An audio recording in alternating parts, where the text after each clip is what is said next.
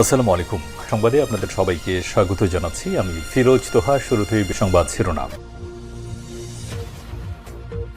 জানিয়ে দেব এই মুহূর্তে হাতে পাওয়া সর্বশেষ গুরুত্বপূর্ণ আপডেট বাংলা সংবাদ। শুরুতেই থাকছে অন্তর্বর্তী সরকারকে পূর্ণ সমর্থন যুক্তরাজ্যের। অন্তর্বর্তী সরকারকে নিজেদের পূর্ণ সমর্থনের কথা জানালেন যুক্তরাজ্যের ভারত প্রশান্ত মহাসাগর বিষয়ক প্রতিমন্ত্রী ক্যাথরিন ওয়েস্ট। তিনি বলেন, যুক্তরাজ্য সরকার কয়েক বিলিয়ন ডলার পাচার করা অর্থ ফিরিয়ে আনার প্রচেষ্টা সহ অন্যান্য বিষয়ে বাংলাদেশকে পূর্ণ সহায়তা দেবে। এটি আপনাকে জানানো গুরুত্বপূর্ণ যে আমরা আপনাকে সমর্থন করছি, একথা বলেন ডক্টর ইউনুসকে।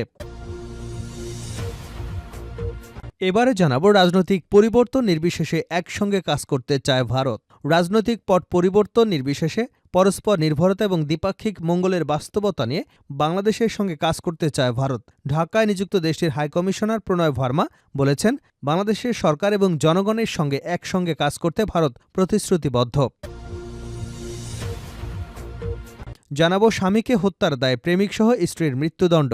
ময়মনসিংহের হালুয়াঘাটে পরকীয়ার জেরে স্বামী হজরত আলীকে হত্যার দায়ে স্ত্রী সাবিনা খাতুন এবং প্রেমিক লিয়াকত আলীকে মৃত্যুদণ্ড দিয়েছেন আদালত। রোববার দুপুরে অতিরিক্ত জেলা ও দায়রা জজ পঞ্চম আদালতের বিচারক আলী মনসুর এ রায় প্রদান করেন। এবারে থাকছে সেন্ট মার্টিনে আন্দোলনের হুঁশিয়ারি। সরকার ঘোষিত সেন্ট মার্টিন দ্বীপ ভ্রমণে নিষেধাজ্ঞা, রাত্রিযাপন সীমিতকরণের সিদ্ধান্ত প্রত্যাহার না করলে আন্দোলনের হুঁশিয়ারি দিয়েছে পর্যটন সংশ্লিষ্ট ব্যবসায়ী এবং স্থানীয় বাসিন্দারা। এদিকে ঢাকা মেডিকেল থেকে ভুয়া নারী চিকিৎসক আটক। ঢাকা মেডিকেল কলেজ হাসপাতাল থেকে পাপি আক্তার স্বর্ণা নামে এক ভুয়া নারী চিকিৎসককে আটক করেছে আনসার সদস্যরা। রোববার হাসপাতালটির পুরাতন ভবনের নাক কান গলা বিভাগ থেকে তাকে আটক করা হয়। বিষয়টি নিশ্চিত করেছে আনসার সদস্যের প্লাটুন কমান্ডার মিজানুর রহমান। তিনি বলেন, রোববার সকালে একজন মেডিকেল শিক্ষার্থী জানায় তার নামের সঙ্গে সঙ্গতিপূর্ণ বহিরাগত আরেক নারী চিকিৎসকের অ্যাপ্রন পরে ঘোরাফেরা করছে। পরে বিষয়টি সন্দেহ হলে ওই ওয়ার্ডে কর্মরত চিকিৎসকদেরকে ডেকে অভিযুক্ত ওই নারীকে দেখানো হয়। পরে তাকে ঢামেকে পুলিশ ক্যাম্পের ইনচার্জের কাছে সোপর্দ করা হয়। এবং সর্বশেষ জানাবো আন্তর্জাতিক সংবাদ। মণিপুরে মুখ্যমন্ত্রীর বাড়িতে হামলার চেষ্টা, কারফিউ জারি। ভারতের উত্তর পূর্বাঞ্চলীয় রাজ্য মণিপুরে নতুন করে সহিংসতা ছড়িয়ে পড়েছে। রাজ্যটির ৩ জন মন্ত্রী, ৬ জন বিধায়কের বাড়িতে হামলার ঘটনা ঘটেছে। রোববার এক পৃথক প্রতিবেদনে এ তথ্য জানিয়েছে বার্তা সংস্থা রয়টার্স এবং সংবাদ মাধ্যম এনডিটিভি। এতক্ষণ শিরোনাম শুনছিলেন, এবার বিস্তারিত।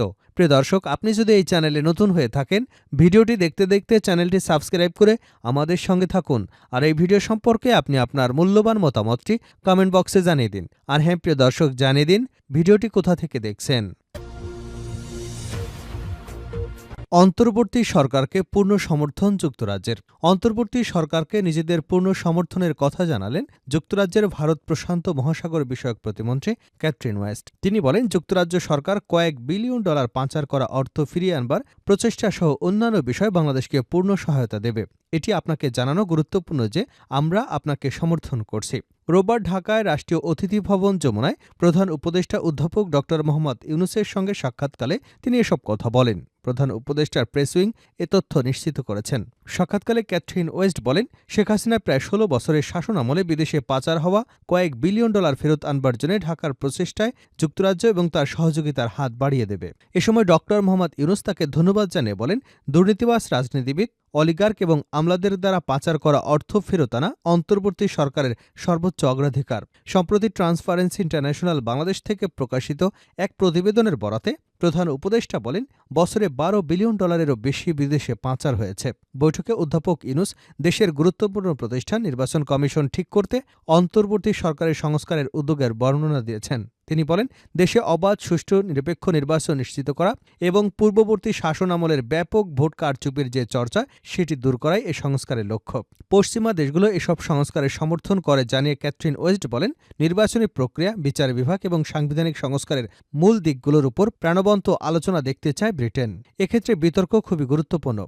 বাংলাদেশে আশ্রিত রোহিঙ্গা জনগোষ্ঠী, যেসব অঞ্চলের বাংলাদেশি কমিউনিটি এবং বাংলাদেশের প্রাকৃতিক দুর্যোগে ক্ষতিগ্রস্তদের প্রয়োজনীয় সেবা সহায়তা প্রদানের জন্য যুক্তরাজ্যের অনুদান সহায়তা হিসেবে 10.3 বিলিয়ন পাউন্ড অনুদান দেওয়ার কথা বলেছেন তিনি। এ সময় অধ্যাপক ইউনূস মিয়ানমারের সহিংসতার শিকার রাখাইন সম্প্রদায়ের জন্য একটি জাতিসংঘ তত্ত্বাবধানে নিরাপদ অঞ্চল করবার আহ্বান পুনর্ব্যক্ত করেন, যাতে তাদের সীমান্ত পেরিয়ে বাংলাদেশে পালিয়ে যেতে না হয় এবং দাতব্য সংস্থা, সহায়তা প্রদানকারী সংস্থাগুলো তাদেরকে প্রয়োজনীয় খাদ্য এবং সহায়তা আরও সহজে পৌঁছে দিতে পারে।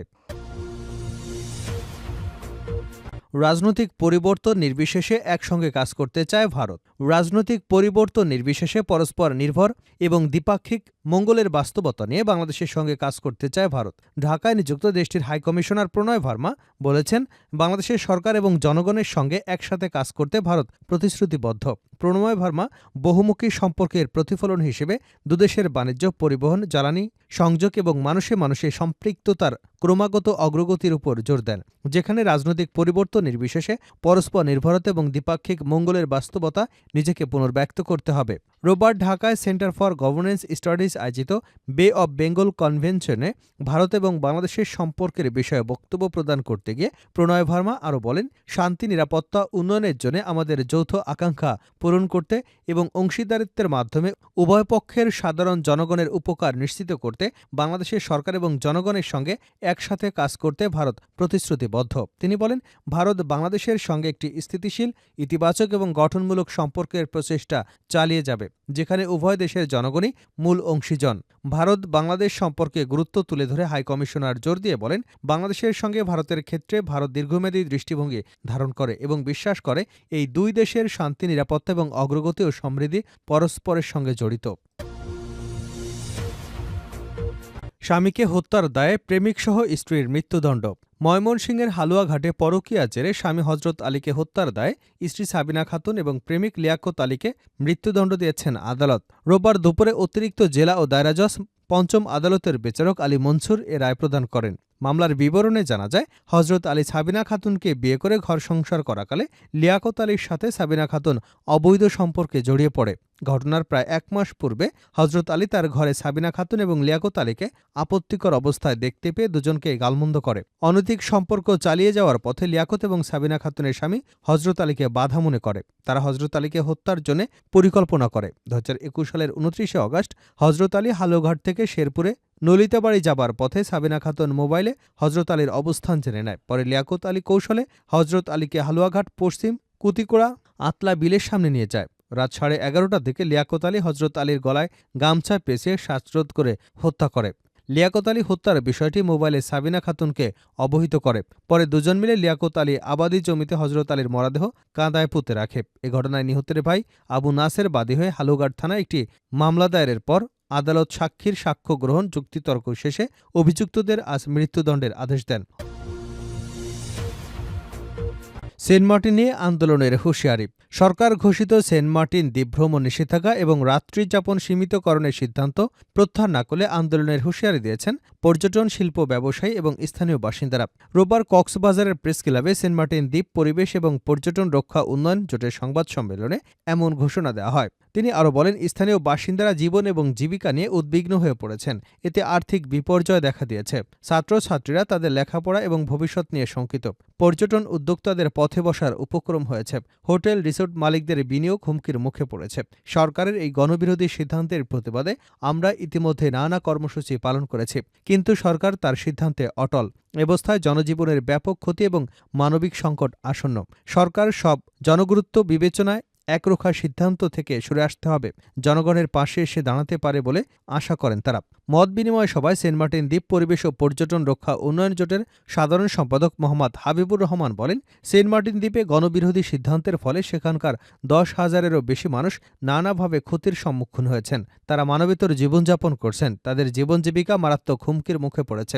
এই সিদ্ধান্ত থেকে সরে না এলে সেন্ট মার্টিন দ্বীপ পরিবেশ এবং পর্যটনের রক্ষা উন্নয়ন জোট যে কোনো কঠিন কর্মসূচি দিতে বাধ্য হবে। শেষ করছে আন্তর্জাতিক সংবাদ দিয়ে। মণিপুরে মুখ্যমন্ত্রীর বাড়িতে হামলার চেষ্টা, কারফিউ জারি। ভারতের উত্তর পূর্বাঞ্চলীয় রাজ্য মণিপুরে নতুন করে সহিংসতা ছড়িয়ে পড়েছে। রাজ্যটির ৩ জন মন্ত্রী এবং ৬ জন বিধায়কের বাড়িতে হামলার ঘটনা ঘটেছে। রোববার পৃথক প্রতিবেদনে এ তথ্য জানিয়েছে বার্তা সংস্থা রয়টার্স এবং সংবাদ মাধ্যম এনডিটিভি। সংবাদ মাধ্যম জানিয়েছে, মণিপুরে মন্ত্রী বিধায়কের বাড়িতে হামলার পর এবার খোদ মুখ্যমন্ত্রী এন বীরেন সিংয়ের বাড়িতেই হামলার চেষ্টা করেছে একদল বিক্ষুব্ধ জনতা। দরজা ভেঙে জোর করে ভেতরে ঢোকার চেষ্টা করে বিক্ষোভকারীরা। তাদের প্রতিহত করতে পুলিশ ও নিরাপত্তা বাহিনী কাঁদানে গ্যাস ব্যবহার করে। এদিকে পরিস্থিতি নিয়ন্ত্রণে ইম্ফলে আনতে অনির্দিষ্টকালের জন্য কারফিউ জারি করা হয়েছে। ৭ জেলায় বন্ধ করে দেওয়া হয়েছে ইন্টারনেট সেবা। মূলত গত বছরের মে মাস থেকে মণিপুরের অবস্থা বেশ অস্থিতিশীল। তবে গত সপ্তাহ থেকেই নতুন করে উত্তেজনা ছড়িয়ে পড়ে উত্তর পূর্ব ভারতের এই রাজ্যটিতে। কুকি বিদ্রোহীদের সঙ্গে নিরাপত্তা বাহিনীর সংঘর্ষকে কেন্দ্র করে এই উত্তেজনা ছড়ায়। সেই সংঘর্ষে ১০ জনের মৃত্যু হয়েছিল। এরপরে নিখোঁজ হয়ে যায় ৮ মাসের শিশুসহ ৬ জন। অভিযোগ উঠেছিল অপহরণের। গত শুক্রবার মণিপুরের একটি নদী থেকে তাদের মরদেহ উদ্ধার করা হয়। এ ঘটনাকে কেন্দ্র করে রাজ্য জুড়ে নতুন করে অশান্তি শুরু হয়। রোববার সকালে মণিপুরের ৩ জন মন্ত্রী, ৬ জন বিধায়কের বাড়িতে হামলা করে বিক্ষুব্ধ জনতা। এরপরই তড়িঘড়ি প্রশাসনের পক্ষ থেকে ইম্ফল পূর্ব এবং পশ্চিমে অনির্দিষ্টকালের জন্য কারফিউ জারি করা হয়।